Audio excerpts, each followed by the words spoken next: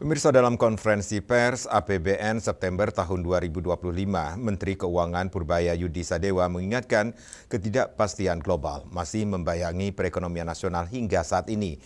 Menurut Menkyu, konflik geopolitik dan fluktuasi harga energi menjadi faktor utama dan ketegangan antara Amerika Serikat dan Tiongkok berpotensi menimbulkan risiko rantai pasok.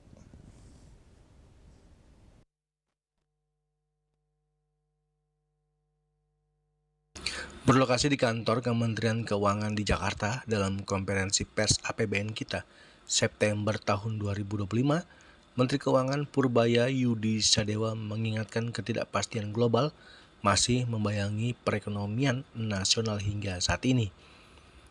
Menurut Menkyu, konflik geopolitik dan fluktuasi harga energi menjadi faktor utama dan ketegangan antara Amerika Serikat dan Tiongkok berpotensi menimbulkan risiko rantai pasok. Purbaya juga mengatakan pemerintah telah menyiapkan kebijakan untuk menjaga daya tahan ekonomi.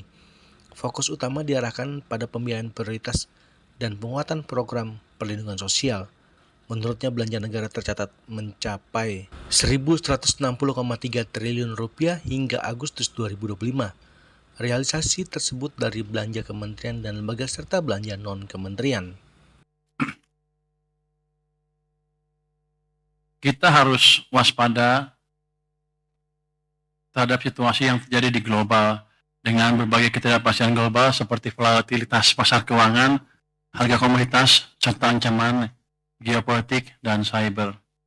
Indeks ketidakpastian kebijakan global dalam tren menurun sejak April tahun lalu, namun masih terus diwaspadai karena dinamika kebijakan tarif resiprokal AS masih sangat tinggi, terutama dengan Tiongkok. Dengan latar belakang tersebut, volume perdagangan global diperkirakan masih mengalami penurunan. Dari sisi inflasi, tren ke depan diperkirakan mengalami penurunan, memberikan ruang untuk berlanjutnya tren penurunan suku bunga global ke depan. Volatilitas pasar saham dan obligasi internasional masih berfluktuasi kalau kita lihat di sini ya.